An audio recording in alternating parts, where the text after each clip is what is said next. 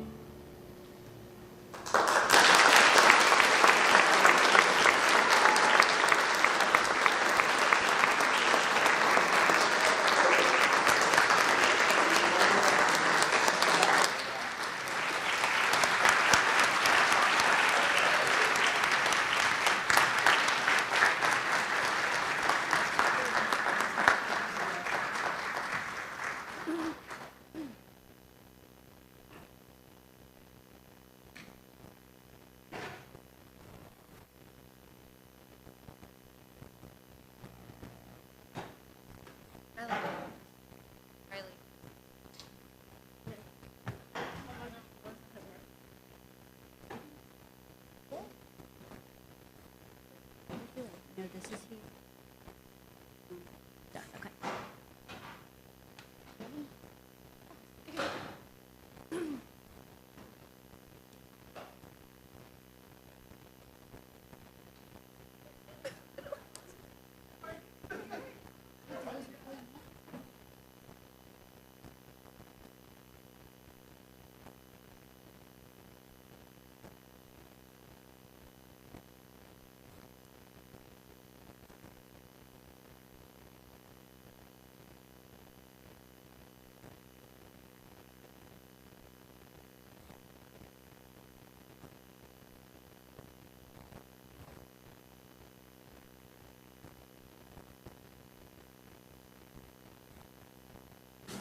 I know, could we give them another round of applause? They did such an amazing job.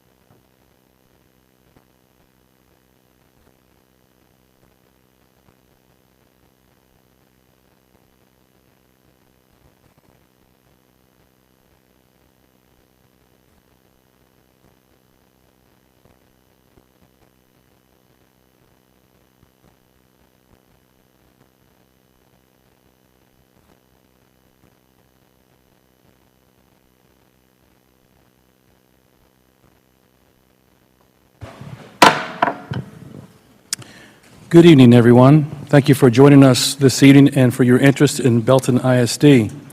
Let's give our South Belton Middle School Orchestra a big round of applause.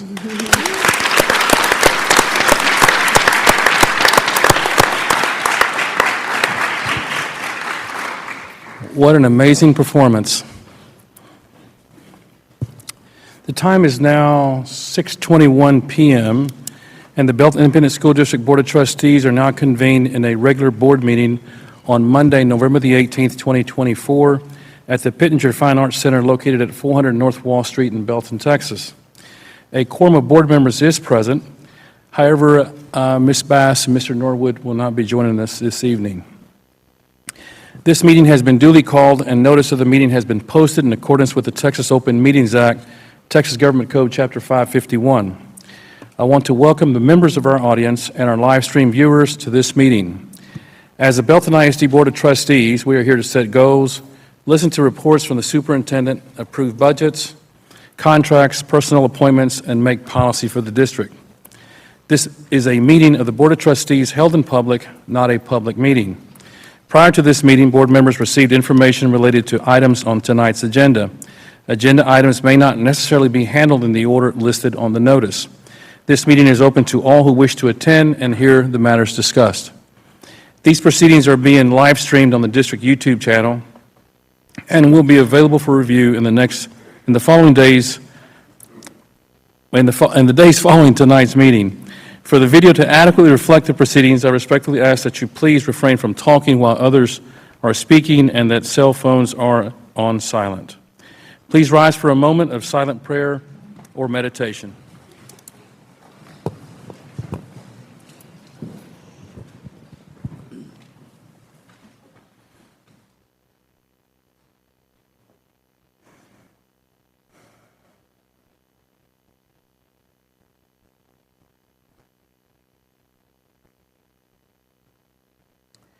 Please remain standing as our students from Southwest Elementary School lead us in the Pledge of Allegiance and honors to the Texas flag.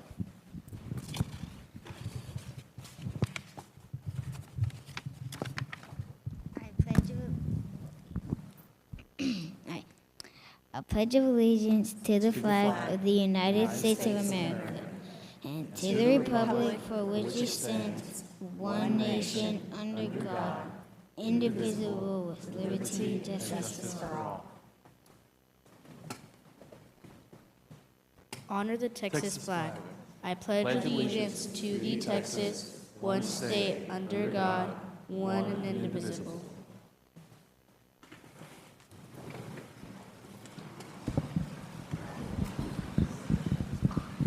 Can we give our students doing the pledge tonight a round of applause as well? Good job, y'all.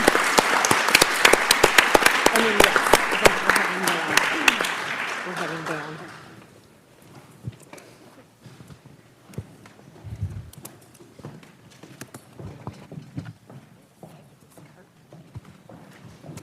The first item on the agenda this evening is recognitions. We'll turn it over to our communications team to start us off. Thank you. And yes, can we please have our pledge students? We have Southwest Elementary fourth graders, Riley Henry and Rylan Jimenez. You guys did an amazing job. Riley's favorite subjects are science, math, and reading, and outside of school enjoys reading books to her siblings. Rylan's favorite subject is undoubtedly math, and outside of school he loves playing baseball.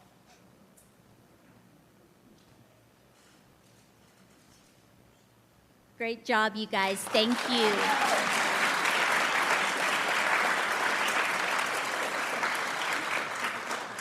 We would like for our students from South Belton Middle School Orchestra to please come forward and let us recognize you again. Come on forward.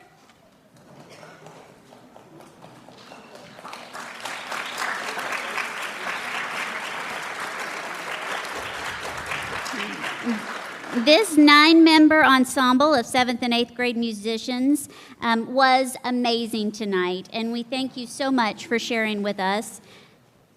Obviously, this was an amazing example of exceptional learning experiences, but ensemble work always reminds me of Journey of the Graduate Competency collaboration. Because individually, it sounds wonderful and you sound great, but together is where the real music happens, as you work together for a common goal. So thank you for showing us what it means and a true example of our journey of a graduate. So thank you to our South Belton Middle School Orchestra students tonight.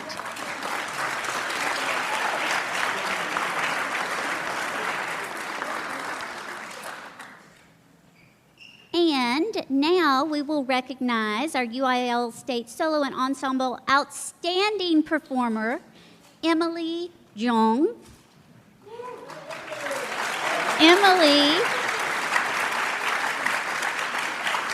Emily attends Lake Belton High School, and Emily was one of about 100,000 students to earn the Outstanding Performer Award at the 2024 UIL State Solo and Ensemble Contest for her viola solo performance. So Emily, truly amazing. I asked her about Journey of the Graduate Competencies and which one she felt like really has embodied her experience, and hers was adaptability, as she said that having to learn how to perform in different places and under different situations, it's really adaptability has been the one to stand out for her. So Emily, we could not be more proud of you, and thank you for all that you've done and sharing your talents with us, and we know that this is only the beginning for you, so thank you so much.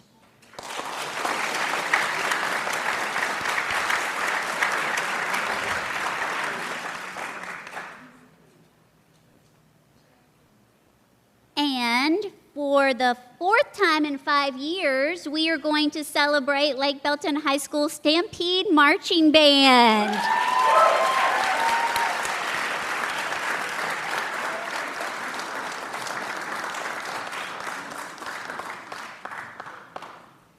The Stampede has gone to state for the fourth time in 5 years. All of the eligible years they have attended the state contest, and truly a remarkable, remarkable accomplishment.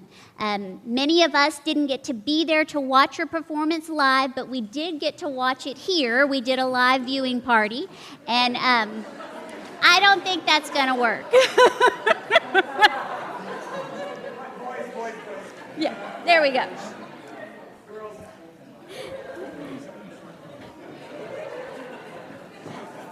And this is an example of adaptability. There we go. One of the, your performance was amazing, but probably the favorite part of many was getting to hear the interview afterwards, where several of you drum majors, I think, were interviewed to talk about your experience and listening to how much you've learned, how much this program has taught you, how much you've given to this program and been able to receive from it was truly remarkable. And the word legacy was thrown around during that. Was that you that said that? Okay, I thought so. And truly, what an unbelievable legacy that you guys had set for Lake Belton High School from the very beginning. So truly could not be more proud of you guys. Your accomplishments have been nothing short of amazing. Congratulations.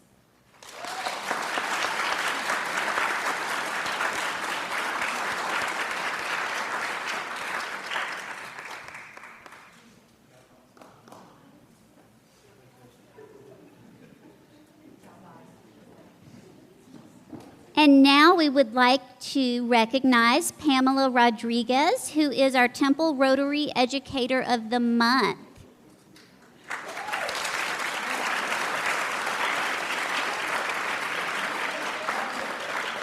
Pamela is a lead social studies teacher, UIL liaison, and mentor teacher at Belton High School. She's currently in her 16th year with the district. She consistently challenges our advanced academic students to think critically and deepen their learning each day. And she also plays a vital part and vital role as the UIL liaison, and I know that requires a lot of extra outside of hours work, just a little bit for both you and our students, but we so appreciate that and everything that you do all day for every single one of our students. So thank you.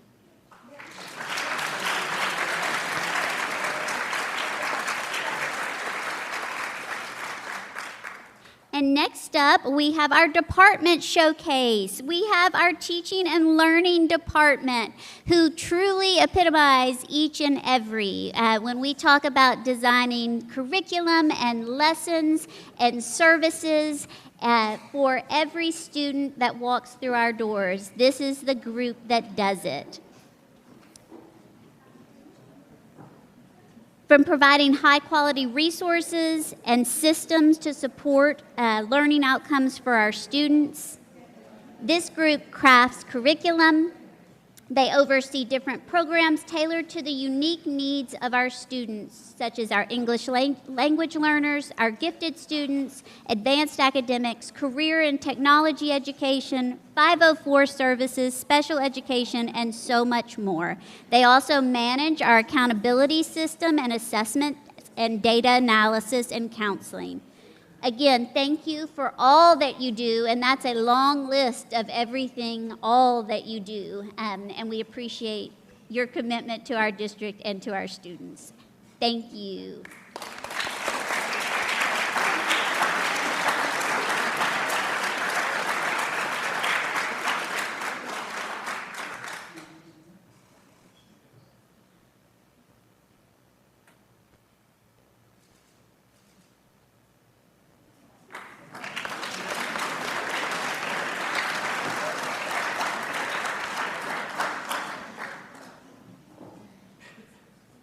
And our final recognition this evening is ACER, our Community Partner Recognition. If you will come forward, ACER has been an invaluable partner with the district. ACER's Temple Repair Facility supports our TechSpert program and ensures that our students have reliable technology. ACER helps to our students earn certifications and gain practical experience, and even have offered some summer employment for some of our students. ACER's support, though, goes beyond just repairs, deepening their partnership with Belton ISD and your commitment to our community by helping us deliver quality education to each and every student. So thank you to ACER for providing exceptional experiences for our students, not only within our walls, but outside our walls in your facilities as well. So thank you.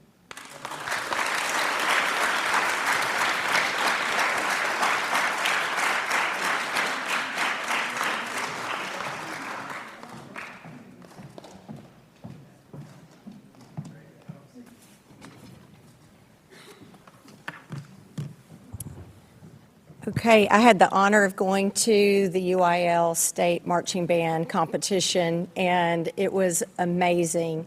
And one of the things that really hit me, not only did our students do such an amazing job, and the work of their directors and teachers are incredible, the countless number of parent volunteers. Like, I will tell you, I'm pretty sure that Lake Belton, we had most of the fans in the stands. I don't know, there might have been a few for other schools, but I'm telling you, the Lake Belton community came out in force to celebrate, and so you did such a great job. And I agree on the speech and the speeches and the interview that happened.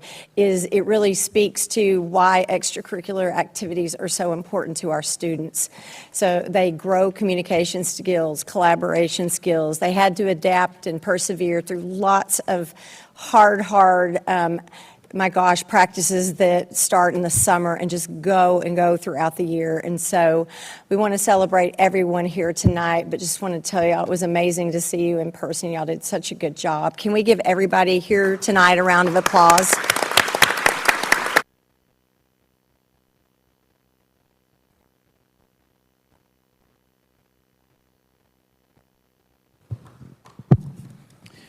Okay, at this time, if you want to exit, you may do so, unless you want to stay for the meeting.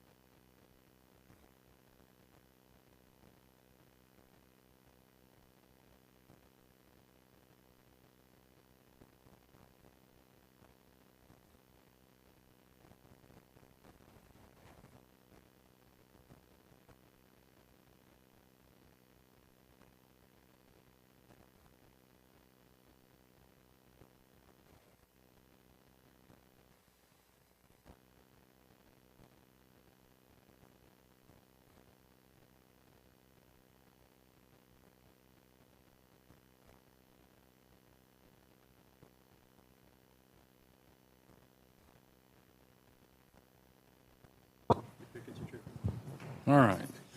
Next on the agenda are public comments. In accordance with policy BED local, we will take public comments regarding items on the agenda at the beginning of the meeting, and comments regarding non-agenda items will be heard at the end of the meeting to allow the board to conduct business of the district. I have been handed one sheet for public comment. Is that right, Becca? All right.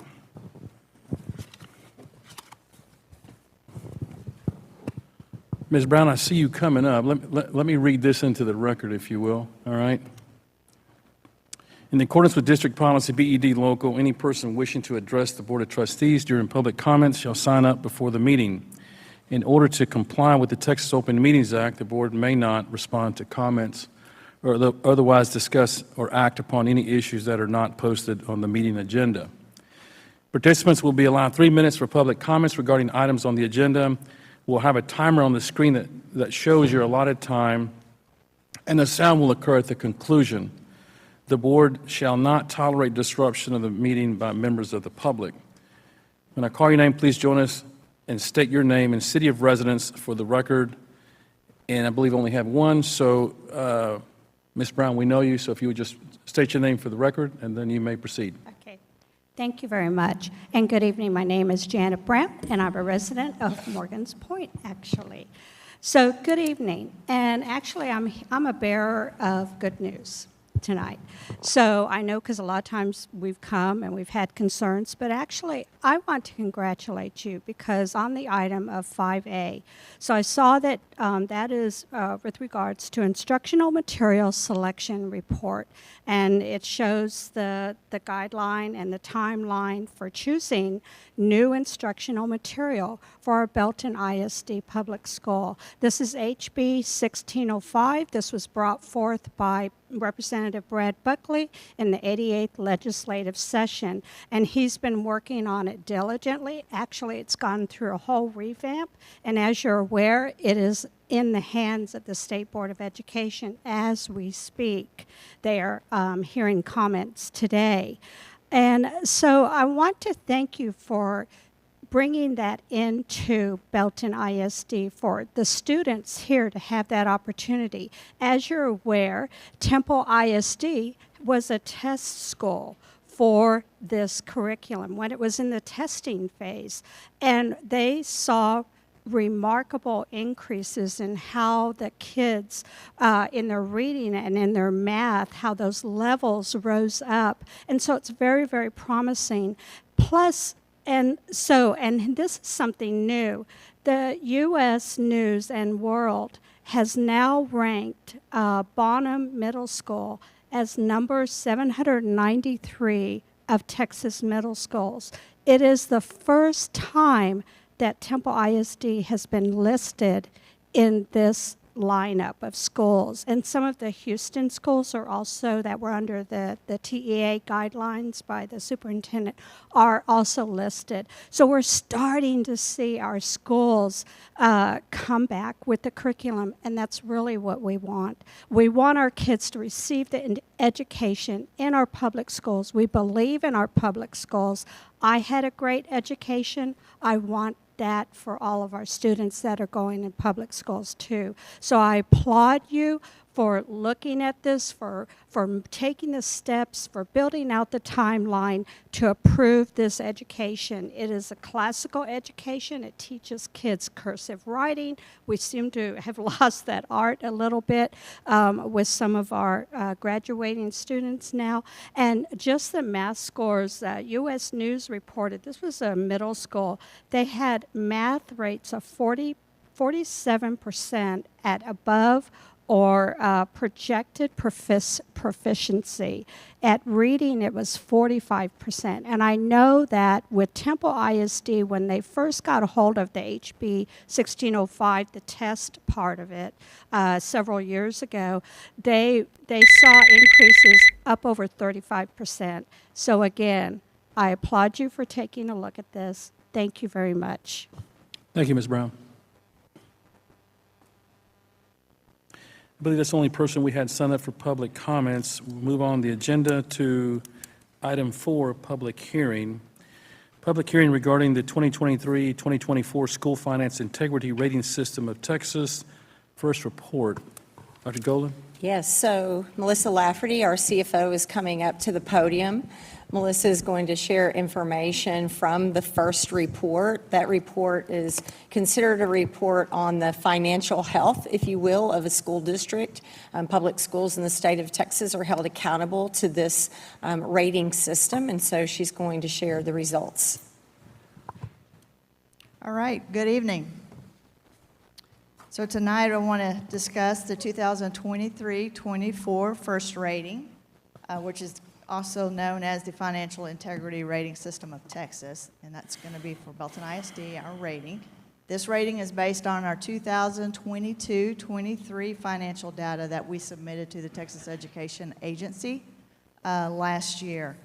The first rating system was created by the legislature to encourage districts to improve their financial fiscal management and to also provide financial transparency to the community. The Texas Education Agency gets the responsibility of making sure that they administer this rating system. And how it works is districts are measured against 20 different financial indicators and then given an overall rating based on how you score against those indicators. The maximum score is 100. And for Belton ISD, we received the highest rating of superior achievement with a score of 98 points. So this next slide basically gives you those 20 different financial indicators and the areas that you're measured against. The first 5 is whether or not the business office did their job. Did we pay our bills on time? The IRS, TRS, did we submit our submissions on time? That's a standard business office day-to-day. And then 6 through 10 is how well do we maintain our fund balance? Do we have sufficient cash flows? And are we managing our expenditures? And then, of course, 11 through 15 is our debt-to-asset ratios. Are we able to make future debt payments? And how well do we manage our administrative spending? And then 16 through 20 is going to be how well the PEMS data actually matched our financial statements.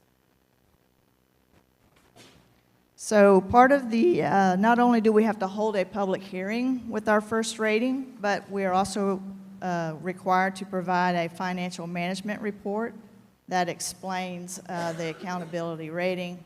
And then, of course, each of you have a copy of that financial management report. And in that report is the actual rating itself, where it shows the different scores across those indicators. You got to also provide a copy of the superintendent's contract, and then there's a schedule of reimbursements that are received by the superintendent and the board members. And so we also have additional copies if anyone else is interested from the public. And Melissa, this is linked on our website. Is that Yes, correct? it will be after this Okay. meeting, yes. Okay. And so, Mr. President, at this time, we're ready to open it up for a public hearing. Thank you, ma'am. The time is 6:46 p.m., and we will now hold a public hearing regarding the 2024-2025 budget and proposed tax rate. Do we have anyone signed up? No? All right.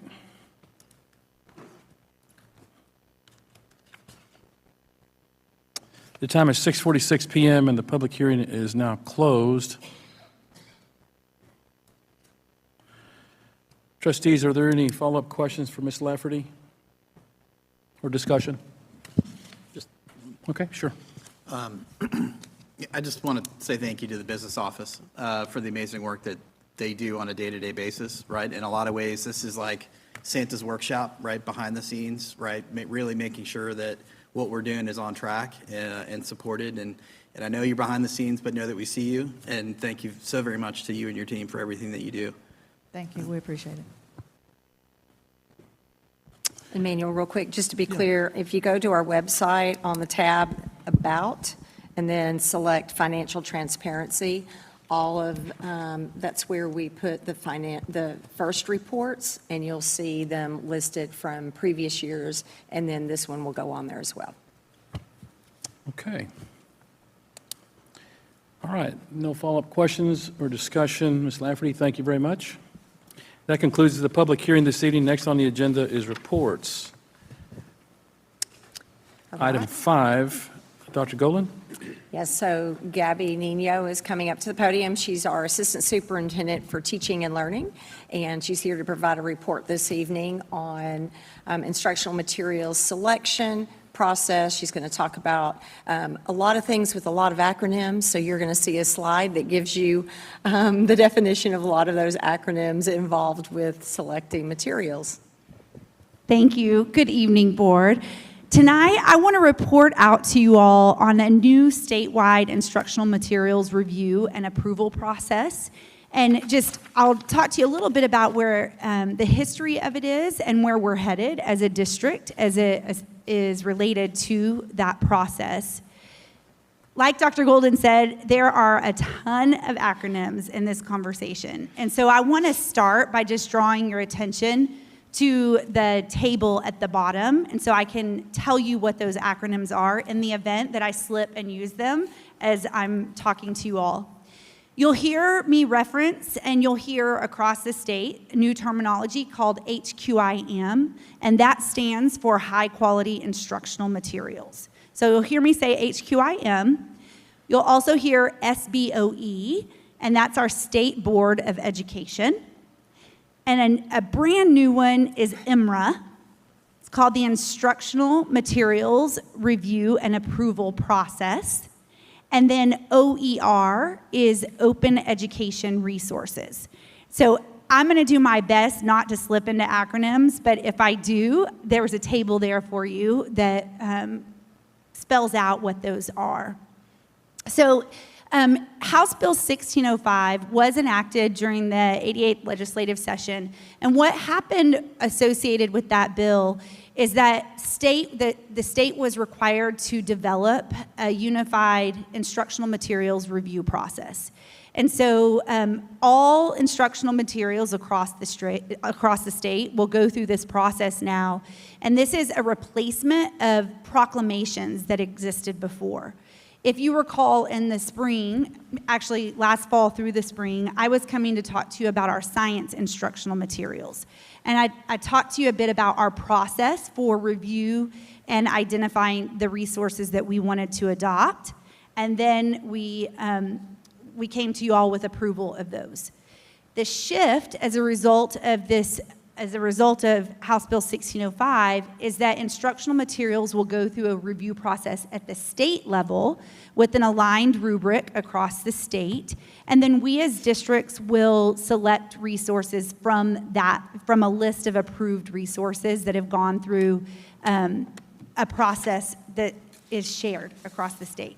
So in many ways, that's helpful to us because we were bringing a committee and community members to review multiple vendors' products, and those vendors will go through a process at the state level now. Any materials that are reviewed by the Texas Education Agency will then be presented to the State Board of Education for final approval, and then it'll be sent back to our districts. The process I just talked about is being referred to as IMRA, and vendors will work through the state with an aligned rubric. Stakeholders across the state, including educators, families, will have the opportunity to give public feedback on resources prior to the State Board of Education approving them. There are educators across the state that are being invited to be a part of this process. I'm proud to say that across all districts in the state and thousands of educators, our Hope McCracken was selected to be on this committee. And so she's helped review resources specific to fourth grade English language arts. And so that's been really helpful to us in this process, understanding this new process that's been developed. Once the materials are approved, like I said, we as districts will select which ones we would like to use. Currently, kindergarten through fifth English language arts, only elementary is being reviewed right now in kindergarten through fifth English language arts, and also math, kindergarten through fifth grade, are being reviewed. I mentioned the language of OER, Open Education Resource. As a part of this process, the Texas Education Agency was required to adopt a statewide textbook to make available to districts as well. that would be considered the state textbook, would be an open education resource that is free if you made the decision to select that as your textbook resource. The vendors that developed the original versions that were adopted are Eureka for math and Amplify for English language arts. Those two vendors have made some modifications alongside the Texas Education Agency, and it is now, both of those are now titled Bluebonnet resources. That's the name of the textbook at the state level. Additionally, something new with this process that was built out of House Bill 1605 is there's funding attached to resources. If you choose to adopt the high-quality instructional materials, the HQIMs, or the open education resources. And I'm going to show you a little bit about what that funding means for us. On this visualization, I'm going to try to break it apart to help understand the HQIMs and the OERs, open education resources. Every biennium, every district across the state receives what we've referred to over time as TEMA funds. It's the acronym has changed multiple times, but it's an instructional materials and technology allotment that we get a specific number of dollars to support the purchase of our instructional resources that are our textbooks and some technology resources. These are the funds that we have used to support our adoptions. In the spring, when we adopted STEM Scopes for our science textbook, those are the funds that were used to support that adoption of not only the textbook, but the tangible resources that come along with it. Those funds will stay in place as we move forward. We are allocated approximately $171 per student as a part of that allotment. And just to contextualize that a bit, we spent about $1.5 million on that science adoption last year. And so that used about half of our TEMA funds, our instructional materials allotment funds, on one content area. As we move forward, if we adopt an HQIM that goes on the approved resources, we will be allocated or have available to us additional $40 per student if we select those resources. And that is intended to help offset cost. If we decide to choose the OER, or the Bluebonnet textbooks, we will be allocated an additional $20 per student to support the cost of printing those materials. They are primarily resources that would need to be printed out, and the $20 would help to support that print cost. I am flipping on my notes instead of the slides. Let me review what we anticipate the timeline to be. The reason I say anticipate is because with the new process being rolled out, there have been some moves with the anticipated timeline. For example, we anticipated at the beginning of November being notified what the approved list was, and that hasn't yet been released. It is currently under review, but Hope, who's a part of the committee, received notification last week. They asked for a little bit more feedback and some adjustments being made based on statewide feedback that was received related to the Bluebonnet resources. So for us this fall, what we've been doing is communicating with our campus leaders. So we've had conversations with our campus principals to help them understand the new process that is being put into place, as well as our instructional coaches who will be instrumental in supporting teachers with rollout. We expect that the instructional materials list will be released in November and really expect it in the coming week prior to us going on break. What we will do at that point is we will have a committee that will review the resources that are available for us to choose from and make decisions based on. Once we narrow a decision in December, immediately we come back in the spring, we're going to need to start an implementation plan to bring people in, meaning our teachers, our instructional coaches, our campus leaders, to really get to know the resources and start our own support plan for implementation. Over the summer, we'll receive those materials and continue providing professional learning for our teachers on any new materials that are adopted, as well as into the fall, and we will implement the new materials that we adopt. Again, I want to remind you that the focused areas for review right now are elementary English language arts as well as elementary math. We know for certain in Belton ISD, we will need to make some adjustments with our English language arts. In the 1920 school year, we rolled out what's called the Fountas and Pinnell classroom. And that brought classroom libraries to every classroom in our district at the elementary level that's used to support instruction. That instructional resource is no longer supported by the state of Texas. That was also about $1.6 million that was invested during that school year on classroom libraries and the curriculum to support it. And so those materials, we will have to have a plan in place to help transition from those as we implement new over the spring, summer, and fall with our teachers. One of the most important things for us to consider in all of this as we are reviewing resources that will be available for us is to think about systematic alignment. We have done a ton of work over the last couple of years and really being able to articulate our belief systems around instruction.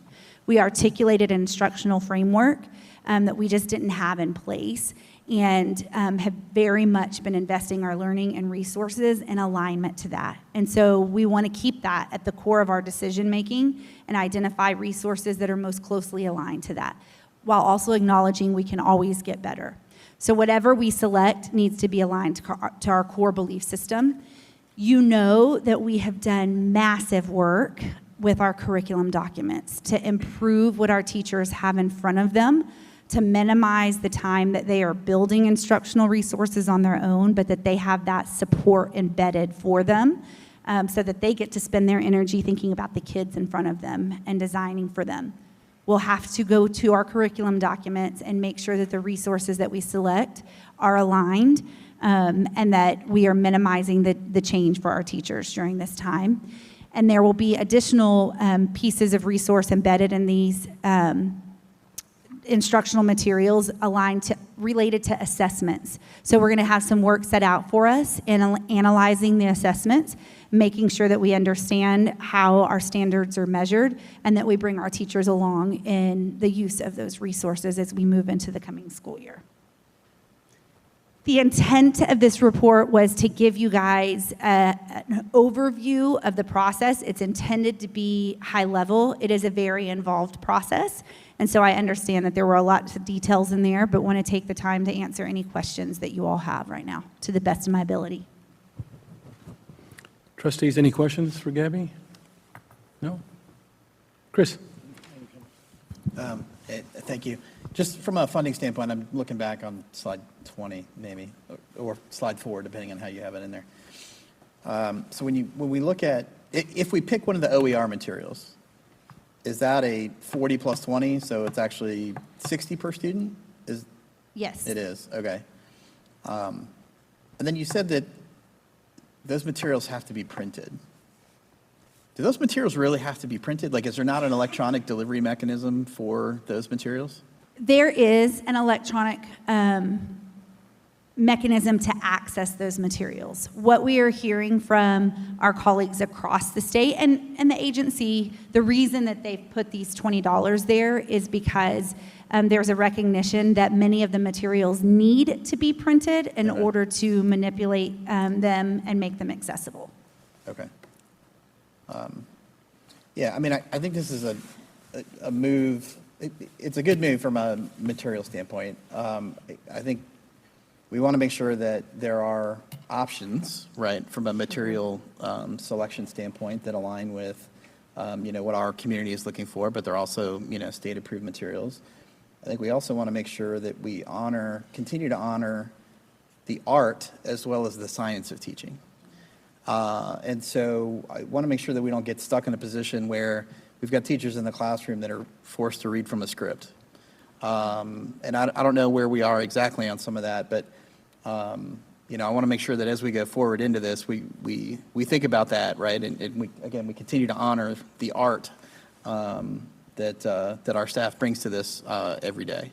So, thank you. Just a real quick in response to that. I will tell you that that is something that is extremely important to us. And as we rewrote our curriculum and continue to do, that's not a finished endeavor. We are working to ensure that we are constantly evolving and that we get it to complete status. But the way that we reworked the curriculum was really to honor that art that a teacher brings to the table. Wanted to minimize the curation of resources and curation of our standards. They were organized in a way that it would give our teachers the foundations that they needed in an aligned way, minimize variability of understanding of the standards, give them recommended timelines to offer system alignment, but also empower them. Our teachers are the greatest resource that a child has in front of them, and they're phenomenal. And so we are really going to need to invest time. That last slide was about system alignment and alignment to our beliefs in Belton ISD. And so just want to echo your sentiments and know that that's a priority for us as well. Yeah. And I guess I want to recognize, right, like, there's absolutely a science here, and I know I didn't mention the science, right? Mm-hmm. But, you know, the science is kind of from the material standpoint potentially, right? And, you know, the art of it is really what complements that science and really brings it to life and helps that hook set, right, for the kids. So I know I didn't say the science, but definitely recognize that as well. So Gabby, you said we use Eureka Math.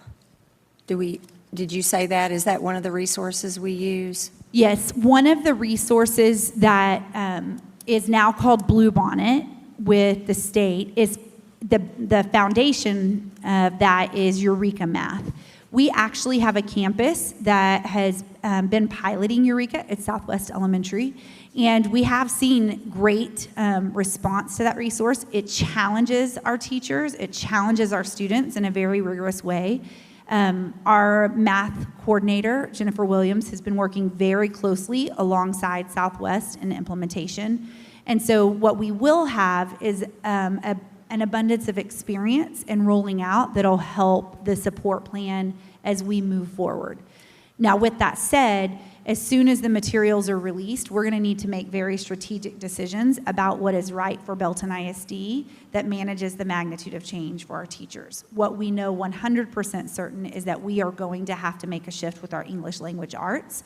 And so related to math, we'll work towards a strategic plan for implementation. But Eureka is one that we have been piloting and have been seeing some good response. Gabby, does the $40 for high-quality instructional materials offset the cost? It doesn't cover the full cost? Absolutely. It is an offset of the cost. Okay. The reason I use the science as an example and also the amount for the Fountas and Pinnell classroom that we implemented is just to give you a range, and every content area is different, but the implementation of a full adoption for one subject area really used about half or a little bit over of the instructional materials allotment that we have that is intended to cover all of our content areas. So it will offset, it will not cover the cost of either one. Well, and certainly appreciate some support, because Absolutely. Years ago, we used to have a technology allotment that was separate from an instructional materials allotment. Those two got merged and went down, and so that's why you see districts struggling to, it doesn't even come close to covering device needs of our students, those kind of things. Unfortunately, technology gets very few of those dollars because the instructional materials adoptions are so large and are expensive. So appreciative for any funding that helps at least offset some of that cost. Would love it if it covered all the cost, but appreciate at least some support. Yes, ma'am. The reading curriculum, would it change any of the work we've done towards coming back to phonics instruction?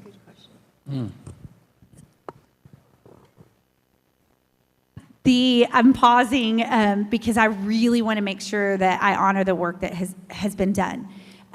Yes, so with, you all remember the reading academies, which we still engage in. Phonics is absolutely 100% a part of that.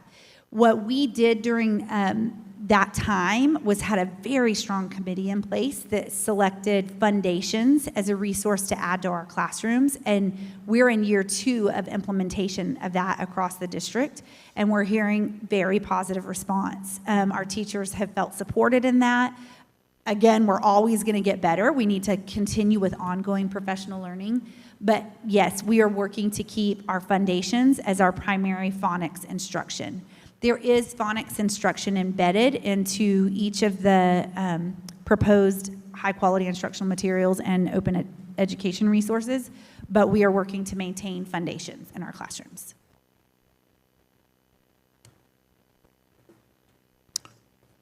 Thank you, Gabby, for that report. Absolutely. Okay, moving on to item 5B, 2023-2024 financial report. Dr. Golden? Yes, so Melissa Lafferty is going to come back to the podium. She's going to, I know it's 24-25, but we are actually now wrapping up 23-24. We've had external auditors in auditing that fiscal year, and so she's going to come to you with a report in the next board meeting with the outcomes of those audits, but Melissa's going to give you a little precursor to how we actually ended the 23-24 school year.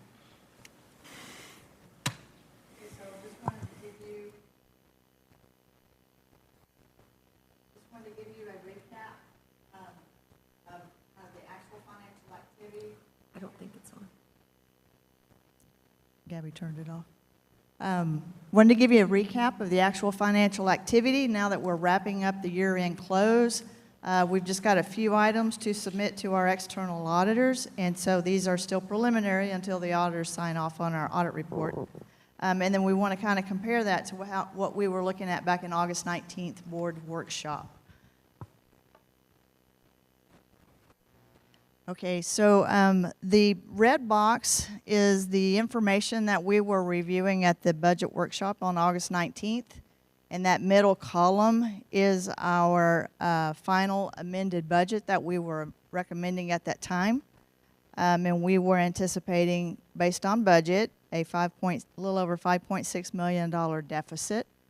And at the time, we were projecting that our actual would come in at around a $4.2 million deficit. So, of course, you always want to leave that final amended budget a little heavy on the expenditure side, just to cover yourself. But then we also do a projection to try to show you, hey, I think this is where we're going to land at that time. The black box to the right, the 23-24 actual column, is right now where it stands. So we're coming in at about a little under a $4 million deficit. So you can see there that projection was rather close by about $300,000. And again, this is not audited. This is still, under audit. But right now, I mean, these are pretty much final numbers as far as we're concerned, unless the auditors come in with some adjustments. But if we realize a $36.1 million fund balance, that would leave us still sitting at about 24%. And then as we go into our 24-25, if we were to realize that $8.1 million deficit, our fund balance would then at that point dip below our policy at 19%, at just under $28 million. Okay. Our next budgeted fund, which is school nutrition. Again, we had talked about their final amended budget, that middle column at the workshop. We anticipated budgetarily that they would realize a deficit of a little over $500,000. And I was projecting they would come in at about $245,000 deficit. But you can see that they went to the surplus side of things, and they're sitting at a $262,000 surplus for actual, which is not the direction I need them going, because the National School Lunch Program has a requirement that fund balance cannot exceed 3 months operating expenditures, and they are well above that, coming in at about a $4.8 million fund balance. And so Chris really needs to get busy spending some money down and try to realize that $2 million deficit for the 24-25 budget to put him back in alignment. And finally, the debt service fund.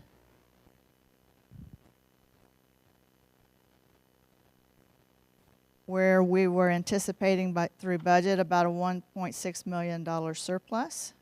And then we also projected that for the 23-24 actual. And it's coming in at about 1.5 actual. So fund balance for the 23-24 debt service year is going to be a little over 12.5 million. And then going into next year, you can see there's a big surplus for 24-25, and a lot of that is that hold harmless for the increase in the homestead exemption. And so fund balance will be looking good for debt service, but I do know we have some bonds coming up in the next year or two that will become callable. That would allow us to be able to pay down debt, and we'll work with Jennifer Ritter on that. All right. Do I have any questions? Any questions, trustees? Chris? On the school nutrition surplus and fund balance, what's the implication of that being too high? Well, Chris has to constantly put in a kind of an action item to the Texas Department of Agriculture of how he's going to spend that down. And so we've just got to get him busy spending a lot of that money down. It's going to be tough. It may take him a couple of years to get down there.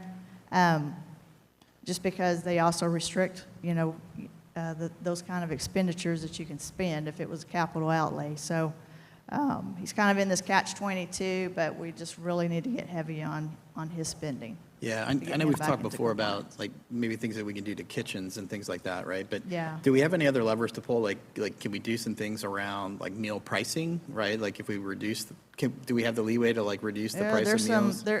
I don't know the specifics, but I do know there's some rules around the meal pricing. Okay. But I know there's a lot of other districts are in the same boat, just coming out of COVID. Okay. They've just built up these huge fund balances because there was just so much funding at the time. What's the consequence? Potentially they could pull money, but I would think they're going to work with these districts for a number of years to try to get them to get back into compliance.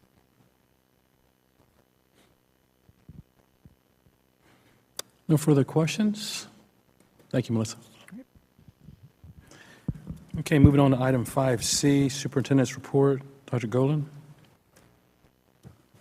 Thank you, Board. It's been a fantastic month since the last time we were together, and I'm just going to run through some highlights in this report. Always anchored, of course, in our vision, and I think these images really help bring that vision to life when we talk about each and every student. So you see our Belton champions there on the left-hand side of your screen. But also that enriching community piece. You see the chains in the center part of the picture, and just the spirit of giving back to our community that gives so much to us. And you see the gentleman with the shirt on the right-hand side, who is one of our veterans, and just the countless celebrations for our veterans across this district and our communities over the last week or so has been incredible. We have an incredibly engaged community, and these images just show examples of how that was highlighted within the past month. We did our Ag Barn dedication, and just listening to our students every time our students throughout our ag program have a chance to grab a mic and speak. They grow such tremendous public speaking skills, leadership skills through those programs, and that expansion was made possible because of the engagement of our community. And you see many other pictures here in the top middle. We have an incredible faith-based community in Belton ISD. And so this is an image where we brought our faith-based leaders from across Temple and Belton, across our district, who who come to the table just looking for ways they can wrap around and support our schools and our community. And we're so thankful for their interest. And out of this partnership, as y'all know, grew our literacy partners, where we have volunteers reading to our students in third grade at a variety of our elementary schools. And we're just so thankful for that. Also, our workforce, we were excited to provide one of our workforce certifications to a young lady. That's that bottom quadrant of the pictures, and that's just a certification that says on her own time she went out of her way to pursue certifications that are going to do nothing but set her up for success as she takes her next step post-high school. Also saw a lot of exceptional learning, so for at least half a day, if not a full day, once a week, try to be in classrooms, on campuses, seeing amazing things going on across Belton ISD. And these are just highlights of several things, from in-class science experiments, got to be in a classroom at North Belton Middle School. The students, they didn't even really know we were in the room because they were so engaged in their science lesson and experiment. But you also see our growing robotics program. So we kicked off our robotics competition season, I believe it was this past Saturday, and so you see some of our students there. And just a reminder about this contributing back to the community. Our high school students then give back, and they support our elementary students in robotics programs. So we have many more opportunities to see robotics throughout this year. And then that final picture in the middle is just celebrating our Parents as Partners program. Our participation in our events is growing. That's thanks to all our support services, our student services, but also our communications team in really helping organize this and get the word out. I got to attend a session on dyslexia recently. I think it was last week, and it was incredible. The team did a great job. And we also, it's not just our students that are learning a lot throughout our system, but we as adults are as well. For learning, but this particularly was leaders bringing teacher leaders to the table as well. We talk a lot about PLCs, professional learning communities. A lot of training, a lot of effort is going into really ensuring that those are best in class, and that's where teachers come together with counselors, with administrators, and answer 4 questions. They talk about what do our students need to know and be able to understand. Really understanding those standards. How will we know if they learned it? What do we do if they didn't? And what are we going to do if they did? We need to be enriching as well as providing tiers of support for students who struggle. We also, on the far right-hand side, super proud of Shad and the technology team. That's his team in learning sessions on a recent professional learning day. We often think those are teacher professional learning days. Those are learning days for all of us, and so really proud of what he and Frank designed for their entire team. So I would say it's been a month full of amazing learning for both adults and students. Any questions for Dr. Golden? Comments? Okay, moving on to item 5D, board highlights. This is our opportunity to share prominent highlights from the last month. Anyone want to share anything? Yes, Ms. Lee. So I had the opportunity to go to the Ag Barn dedication, took my sweet granddaughter to it, who was 18 months old, and she enjoyed getting to see the pigs and the cow. I think there was one cow. And she loved it. Oh yeah, some rabbits, all kinds of things, and that's fun. And also just to think that we're going to hand down these wonderful, exceptional learning experiences to the next generation. Then I had the opportunity to go to the BHS game, and my husband and my oldest son, who is the father of that grandchild, got to go out on the field and do the coin toss. And so I got to stand on the sidelines and enjoy that game, and just enjoy being an old Belton Tiger. Chris? Oh my gosh, the last month has been insane. Busy. It's like, I can't believe we're at the end of November already. But man, like I'm writing my list down here. I got like 8 things on my list. So maybe I'll hit the non-athletic ones. How about that? I went to the Chisholm Trail Elementary Storybook Night, the first annual Storybook Night, which was pretty awesome. So essentially each grade group being put together, sort of a set and scenery and dressed up in costume related to the book that their grade level was focusing on. And it was, and then families could come in, right, and bring the kids in, and it was trick-or-treating, not trick-or-treating, right? I mean, the focus really was on the book. But it was a great opportunity to sort of get the families in around an educational opportunity to really showcase what was going on, and particularly from like a dual language standpoint as well. It's just so awesome. I got in a little trouble with the Lorax, and so the Lorax threatened me with an axe. So apparently you're not supposed to chop down trees. I don't know. So I got in a little bit of trouble. The robotics season is in. We're back. And so New Tech hosted one of the VEX qualifying robotics competitions, and I think you saw one of the pictures in Dr. Golden's slide. You know, those activities are so awesome, right? I mean, we had all 3 high schools there. We had schools from across Central Texas. There was even a middle school there. I had the opportunity to kind of bounce from table to table over break time to just talk to some of the students about what they were experiencing, you know, how it was going. And it was just some great conversations. Unprompted, I wasn't leading them in what to say in any way, shape, or form, but it's interesting to hear some feedback around, you know, where are you struggling? What would you do differently? What do you need to do to kind of get to the next level?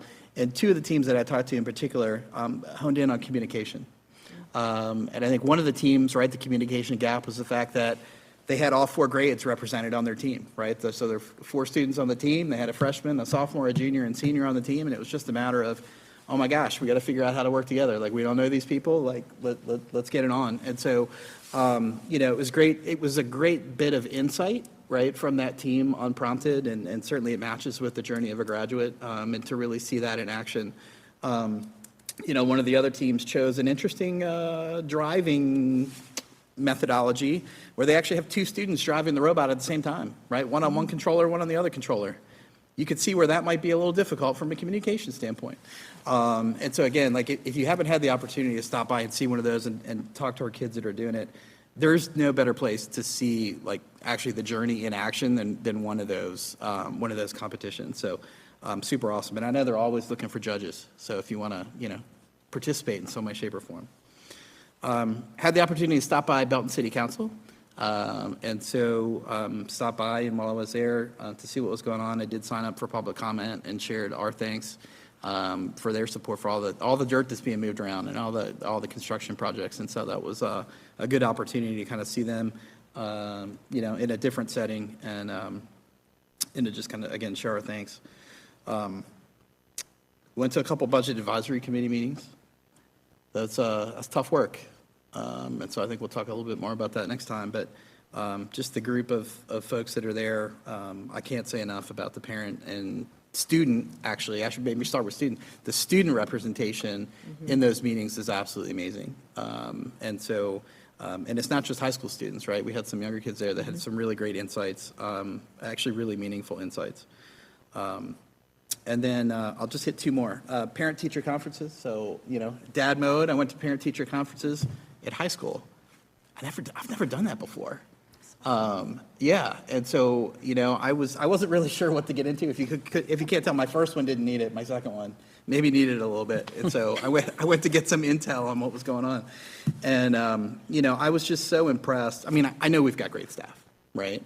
But I was just so impressed in the conversation that I was able to have with the teachers, you know, 2-on-1, my wife and I, you know, about what was going on, and just the insight that they were able to have, and just the openness of the conversation that we could have, right? When we talk about, you know, a parent and teacher partnership, I mean, that's what I experienced. It was pretty awesome.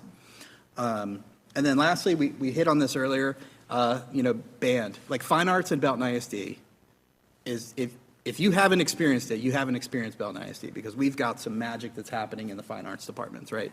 So we recognize the Stampede tonight. I will tell you, you know, hats off to the Marching 100 as well. They were this close to making it. We almost got 2 through. You know, they made it all the way to area, and they were absolutely amazing. You know, had the opportunity to see one of the theater productions as well, and it was actually a musical, right? So you got to see kind of all of it in action. Again, and we saw orchestra tonight. Oh my gosh. Like, this is some of the secret sauce, and I get goosebumps every time I experience it in any way, shape, or form. So that's most of it. I saved some of it. So, all right, thanks. Thank you for the secret sauce, Chris. Anyone else? I'll share.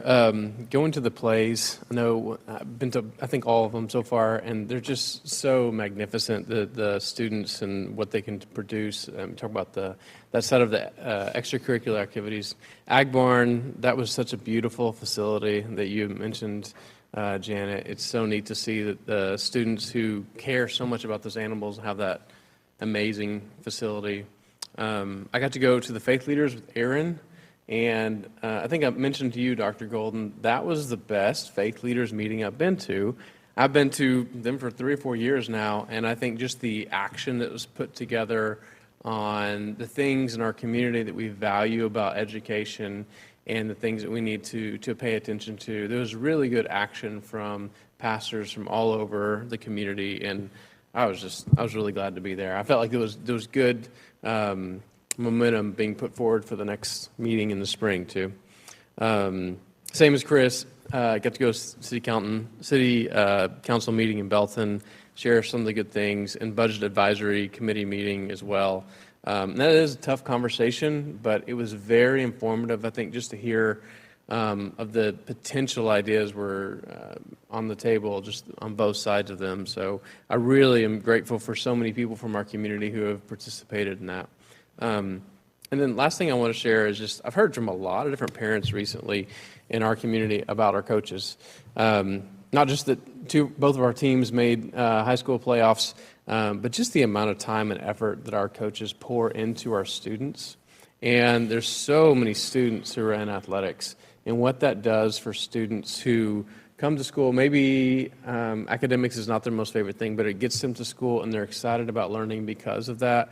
And the amount of energy that our coaches pour into our students' lives, it really goes a long way for a lot of our students, and it goes behind the scenes. So I just want to thank all of our coaches for the work that they do. Suzanne? So I'll be brief. So I was out of commission for a couple of weeks, but I did get to attend one of the Budget Advisory Committee meetings. And so thanks to you, President Manuel Alcozer, I was able to go and visit with, okay, so the story is, he called me and asked me to attend Lake Belton High School to hand out awards. But thanks be to goodness and Becca that I learned that I was actually needing to give a little speech about, community education. However, it wasn't that difficult because you could talk about Journey of a Graduate and all of those things. And Chris, you were there. Hopefully I did okay. You did a fabulous job. Oh, okay. Yeah, I'm looking for the picture I took of you so I can show Oh, you. no. No. But anyway, it was quite an experience. Well, thank you, Suzanne, for doing that. Absolutely. But remember that I know. Jeff called me, and I relate, yeah. That's okay. So anyway. All right. Anytime. I don't want to add too much to what's already said, but I attended the Budget Advisory Committee meeting, and I don't know if I told you that night or maybe the next day when you and I were talking, my thought when I left there was, man, we were in good hands. Watching Dr. Golden, Dr. Spearman, Dr. Morgan, and I believe Melissa was there. She had some comments, and I believe Todd spoke to the committee also. The amount of work that has gone into that is amazing, and I just want to thank you guys for that. The other takeaway for me when I left that meeting, I just sat there and just watched and observed. And watch the level of engagement. Chris was there, and Rucker, you were there. The level of engagement of our community is extraordinary, very high, right? And yes, the kids, the comments that were made by the kids. One of them is, I guess it was Austin Lovesmith. I was watching him. I thought, is that Austin? Is that him? I mean, I couldn't believe, the confidence that these kids have in getting up in front of all these strangers and making these very meaningful comments about budget and about what they think should or and even shouldn't be done. So that was enlightening for me. And then I also attended the Ag Barn dedication. And I told Jeff, because Jeff, that's a passion for Jeff. And we didn't have one when I was here in Belton back in the 70s. We had to use something that was over in Temple, but I had friends that were involved with ag, and I used to assist them. But I've never known any kid that has gone through that program that didn't have some level of success in their lives. The impact that has on kids is amazing. There's something that happens to these kids and assuming the responsibility for caring for an animal that they just take with them. And the friends that I had that were involved in that, they're all, and I mean every one of them is a very successful business person, and have had extraordinary careers and made some of them have made lots of money. Yeah, and a lot of it they attribute to their experiences in caring for animals and the things that they've learned through that process. So, and I think our program, Dr. Gilden, is the 5th largest in the state. Is that right? So I don't think I didn't even know that until that was mentioned when we first went out there to that dedication. I didn't realize that our program was that big. Is it 4th or 5th? There's debate about that. Top 5. Yes. Yeah. And of course, there's so many other districts that are much larger than us. So that's just a testament to how important that program is to our students. So anyway, that's all I had to say. Okay, so that concludes that part of our agenda. Moving on to the consent part, item 6.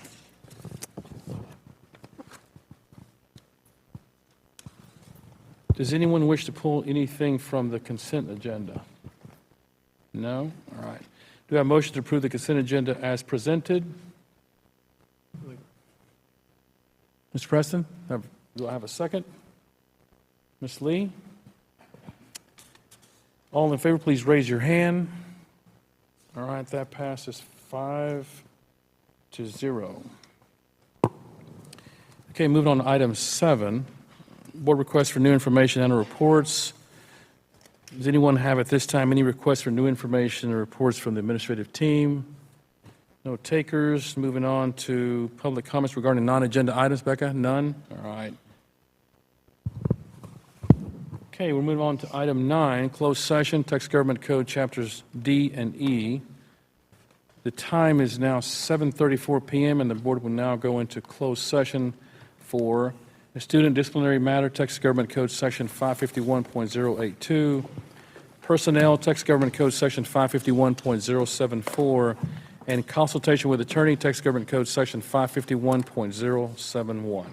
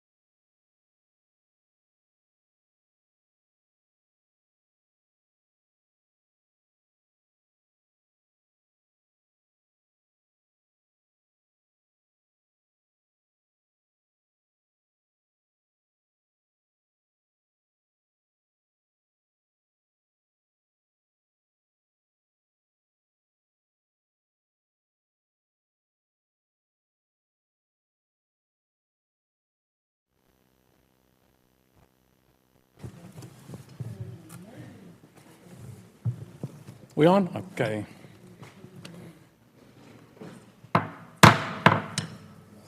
The time is 8:20 PM, and the board will now reconvene in open session.